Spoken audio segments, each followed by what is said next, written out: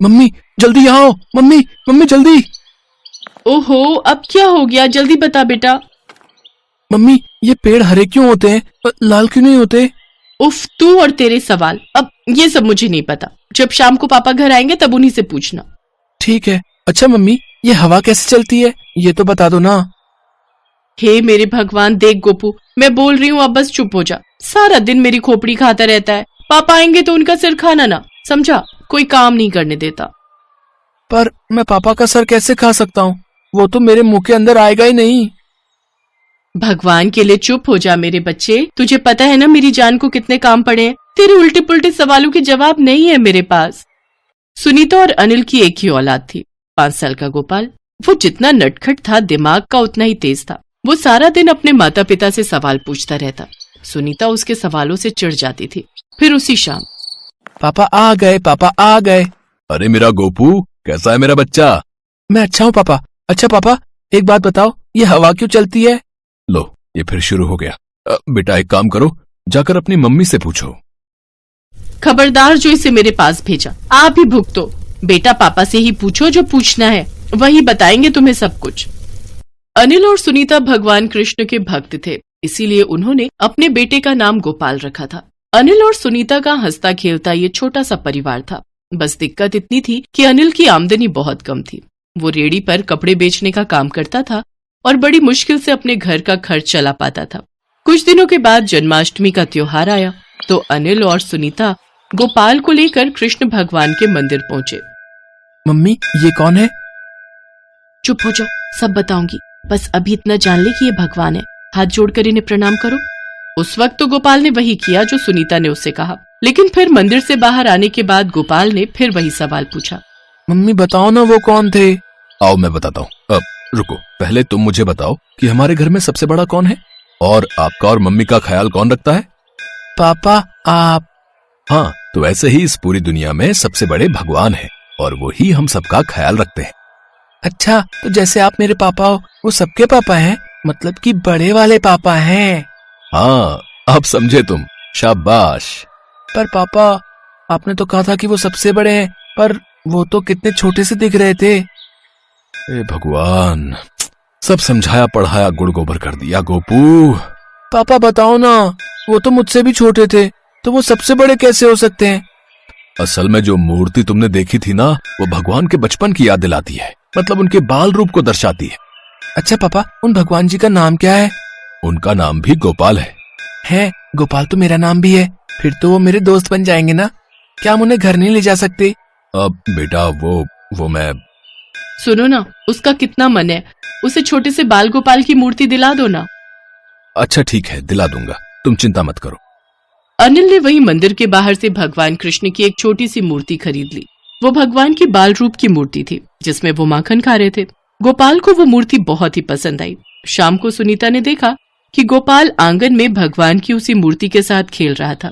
ये देखकर वो चीखी, हे भगवान, कैसा अनर्थ कर रहा है! भगवान की मूर्ति को खिलौना बनाकर खेल रहा है। इधर आ, आज तो पिटाई खाएगा मुझसे। इतना कहते ही सुनीता गोपाल को पकड़ने के लिए दौड़ी। तभी अनिल ने उसे रोक लिया। अरे क्या हुआ, उस पर गुस्सा मत करो सुनीता। देख रहे हो आप, भगवान की मूर्ति को खिलौना बनाकर खेल रहा है ये। मैंने मूर्ति मंदिर में रखी थी, वहां से उठा लाया ये। अरे अभी छोटा है वो, उसे नहीं पता कि भगवान का दर्जा क्या है। वो तो उन्हें अपना दोस्त मान रहा है। तुम रुको, मैं समझाता हूँ उसे। अनिल ने गोपाल को प्यार से उठाया और भगवान की मूर्ति को फिर से मंदिर में रख दिया। पापा मैं गोपाल जी के साथ क्यों नहीं खेल सकता? इसलिए गोपू, क्योंकि मिट्टी लगने से गोपाल जी गंदे हो जाएंगे ना। वो भगवान है ना, इसलिए उनको मंदिर में रहने दो। वहां हम एक साथ उनकी पूजा करेंगे, ठीक है? ठीक है पापा। गोपाल समझ गया था कि वो भगवान की मूर्ति के साथ खेल नहीं सकता, लेकिन वो उनसे बातें तो कर ही सकता था। इसीलिए दिन भर वो भगवान की उस प्यारी सी मूर्ति के पास ही बैठा रहता और भगवान से खूब सारी बातें करता।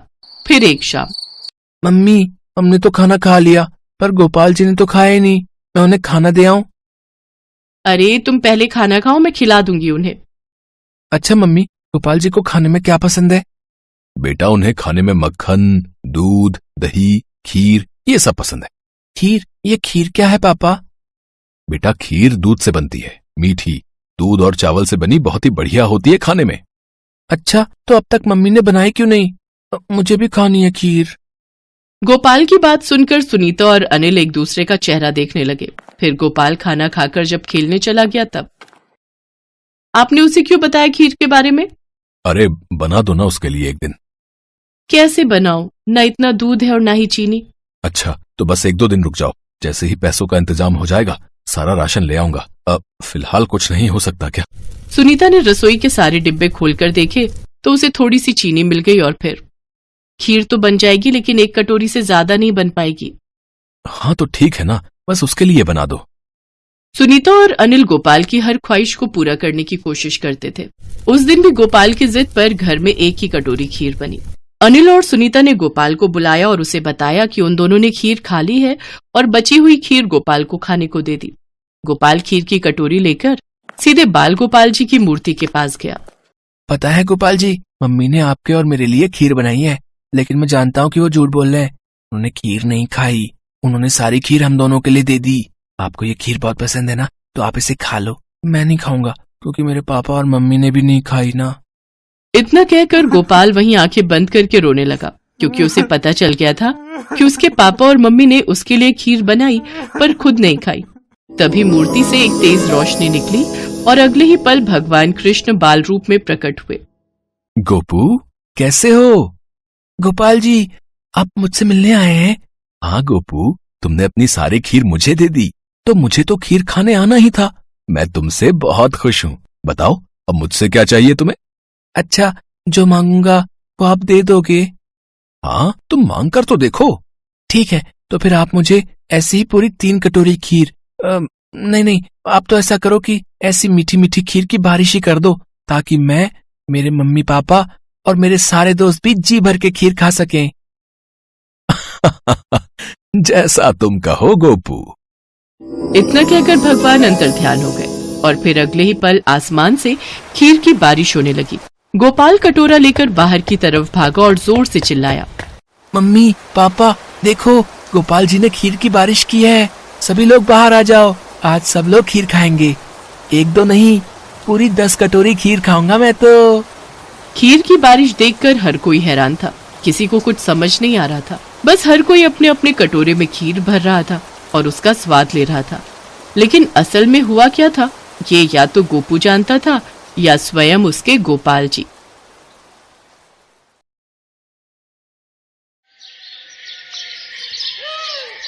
माला और सरजू कई सालों से गांव के अमीर सेठ जय किशन के यहाँ काम करते थे। सरजू सेठ की फैक्ट्री में मजदूरी किया करता था और माला उसके घर के सारे कामकाज। सरजू और माला के 2 बच्चे भी थे, बिंदिया और शिवा। सरजू और माला जितने ईमानदार और मेहनती थे, सेठ और उसकी बीवी सरिता उतने ही घमंडी और लालची थे। वो गरीबों को अपने पैरों की धूल समझते थे। माला, अरे माला कहाँ मर गई? यहाँ जल्दी। जी मालकिन बताइए। क्या बताऊं? 1 घंटे पहले कहा था तुझसे कि घर के काम जल्दी निपटा कर आ मेरे पास। शाम की पार्टी के लिए मुझे तैयार होना है, लेकिन तेरे कानों में मेरी आवाज जाती कहाँ है? माफ कर दीजिए मालकिन, वो आज बर्तन बहुत सारे थे इसीलिए वक्त लग गया। अब बातें मत बना मेरे सामने, जल्दी कर। वो बिस्तर पर मेरे सारे गहने रखे हैं, एक एक करके मुझे पहना दे। चल जल्दी कर। माला बिस्तर पर से गहने उठाने लगती है कि तभी सरिता उसे रोकते हुए कहती है, अरे सुन, रुक 1 मिनट। वो वाला हार तू मत छू से, मैं ही उठाती हूँ। सरिता एक ज्वेलरी बॉक्स उठाती है और फिर उसे खोलती है। उस बॉक्स में बड़ा ही सुंदर हीरों का हार था। उस हार की चमक देखकर माला ने कहा, वाह मालकिन, ये हार तो बहुत ही सुंदर है। आप बैठिए, मैं पहना देती हूँ आपको। नहीं, रहने दे, तू इसे हाथ मत लगाना, मैला हो गया तो। असली हीरो का हार है, खास आज शाम की पार्टी के लिए खरीदा है मैंने। तुझे दूर से देखना है तो देख ले, वैसे भी तूने अपनी जिंदगी में असली हीरे थोड़ी ही देखे होंगे कभी। ऐसा मत कहिए मालकिन, मेरे बाबा हीरो की खान में काम करते थे। बचपन में मैंने बहुत हीरे देखे हैं, वो भी बिल्कुल असली। रहने दे, मजदूरी करके खान से हीरे निकालना अलग बात है और उन्हें खरीद कर गले में पहनना अलग। चल अब बातें बनाना बंद कर और मुझे तैयार कर जल्दी से, वैसे ही बहुत देर हो गई है। माला चुपचाप सरिता को तैयार करने लगती है। ये सरिता की आदत थी। उसे अपनी अमीरी पर इतना घमंड था कि वो अपनी महंगी चीजों का दिखावा करने का एक भी मौका नहीं छोड़ती थी, खास तौर पर माला के सामने, क्योंकि वो जानती थी कि ये सब खरीद पाना माला के बस से बाहर था। दूसरी तरफ माला को बाकी चीजों से इतना फर्क नहीं पड़ता था, लेकिन गहनों का उसे भी बड़ा शौक था, पर वो कभी अपना ये शौक पूरा नहीं कर पाई। सरिता तैयार होकर सेठ के साथ पार्टी में चली गई और माला सारे काम निपटा कर अपने घर पहुंची। उसका उदास चेहरा देखकर सरजू ने उससे पूछा, क्या हुआ माला, आज क्या दिखाकर जलाया तुझे मालकिन ने? मैं किसी से जलती वलती नहीं हूँ, वो तो बस ऐसे ही। तू मुझसे झूठ नहीं बोल सकती माला, बता दे मुझे, अगर मेरे बस में हुआ तो मैं भी ला दूंगा तेरे लिए। क्या ला दोगे? वैसा ही हीरो का हार जैसा मालकिन पहनकर गई है पार्टी में। माला ये क्या कह रही है तू? इतनी बड़ी ख्वाहिशें कब से होने लगी तेरी? हाँ तो क्या बुरा है ख्वाहिश रखने में? सिर्फ पेट भरना ही जीवन का नाम है क्या? माला की आंखों में बेबसी के आंसू थे। वो गुस्से में घर की दहलीज पर आकर बैठ जाती है। तभी वहां एक बूढ़ी अम्मा आती है और अपना खाली कटोरा माला की तरफ बढ़ाते हुए कहती है, इस बुढ़िया के पेट की आग बुझा दे बेटी, भगवान तेरी हर इच्छा पूरी करेगा। खाना तो मैं दे दूंगी अम्मा, पर मेरी इच्छा पूरी करना शायद भगवान के बस की बात भी नहीं है। इतना कहकर माला घर के अंदर जाती है और कुछ ही देर में खाना लेकर वापस आती है। बूढ़ी अम्मा उससे खाना ले लेती हैं और फिर उससे कहती हैं, ऐसा नहीं है बेटी, भगवान चाहे तो क्या नहीं कर सकता। जैसे तूने इस वक्त खाना खिलाकर मेरी इच्छा पूरी की है, वैसे ही भगवान तेरी भी इच्छा जरूर पूरी करेंगे। बूढ़ी अम्मा अपने पुराने झोले में से कुछ निकालकर माला को देती है और कहती, ये ले बेटी, भगवान का प्रसाद समझकर रख ले। और हाँ, मेरी एक बात हमेशा याद रखना बेटी, इच्छा बस तब तक इच्छा रहती है जब तक वो पूरी नहीं हो जाती। असली इम्तिहान तो इस बात का है कि अपनी इच्छा पूरी हो जाने के बाद तू क्या करती है। इतना कहकर बूढ़ी अम्मा वहां से चली जाती हैं। माला अपनी मुट्ठी खोलकर देखती है तो उसमें कुछ बीज होते हैं जो बूढ़ी अम्मा उसे देकर गई थी। वो उन बीजों को सरजू के पास लेकर जाती है और उसे सारी बात बताती है। मुझे तो कुछ समझ नहीं आ रहा कि इन बीजों का करना क्या है, और न ही कुछ और जो वो अम्मा मुझसे कहकर गई। अरे इसमें इतना सोचना क्या है, बीज है तो इन्हें घर के पीछे जाकर बो दे, कुछ ना कुछ तो उग ही जाएगा। माला ऐसा ही करती है। घर के पीछे जो थोड़ी बहुत जगह थी उसके पास, वहां जाकर वो उन बीजों को मिट्टी में दबा देती है। कुछ ही दिनों में वहां कुछ पौधे उग जाते हैं, जिन्हें देखकर बिंदिया माला से कहती है, माँ देखो ना, घर के पीछे कितने सुंदर पौधे उगाए हैं, उनकी पत्तियां एकदम चमकीली हैं। माला तुरंत जाकर देखती है, वाकई उन पौधों की पत्तियां बिल्कुल अलग तरह की। अरे हाँ रे बिंदिया, ये तो वही जगह है जहां मैंने वो बूढ़ी अम्मा के दिए बीज दबाए थे। लगता है उन्हीं से ये पौधे उगाए हैं। तुम दोनों इन्हें तोड़ना मत, ठीक है? इन्हें थोड़ा और बड़ा होने दो, फिर शायद इनमें कोई फूल या फल भी आ जाए। उस दिन से माला उन पौधों की अच्छे से देखरेख करने लगती है। कुछ ही दिनों में वो पौधे काफी बड़े हो जाते हैं और उनमें बड़े ही सुंदर फूल भी उगने लगते हैं। फिर एक दिन तेज आंधी में एक पौधा टूट जाता है। ये देखकर सरजू माला से कहता है, माला ये पौधा तो टूट गया, लेकिन इसकी जड़ अभी भी ठीक है। ऐसा करता हूँ, इसे उखाड़ कर दूसरी जगह लगा देता हूँ। वैसे भी इन पौधों के लिए यहाँ जगह कम पड़ रही है। हाँ ठीक है, ये सही रहेगा। सरजू जैसे ही उस टूटे पौधे की जड़ उखाड़ता है, उसकी आंखें फटी की फटी रह जाती हैं। पौधे की जड़ में कई सारे चमकीले पत्थर लटक रहे थे। माला ने उन पत्थरों को छूकर देखा और फिर चौंकते हुए बोले, ये तो हीरे हैं जी, वो भी बिल्कुल असली। क्या कह रही है माला? अगर ये सच है तो? अगर नहीं जी, ये बिल्कुल सच है, ये असली हीरे ही हैं। अब समझ आई मुझे उन अम्मा की बात।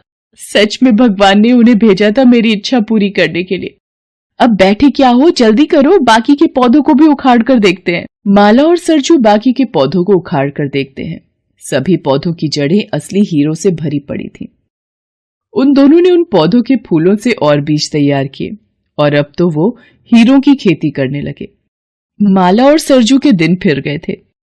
उन हीरों ने उन्हें पूरे गांव में सबसे मालदार बना दिया था। अब माला सारा दिन गहनों से लदी रहती। अब वो दोनों किसी के नौकर नहीं बल्कि सबके मालिक बन गए थे। माला को बूढ़ी अम्मा की बात समझ तो आ गई थी, लेकिन अधूरी।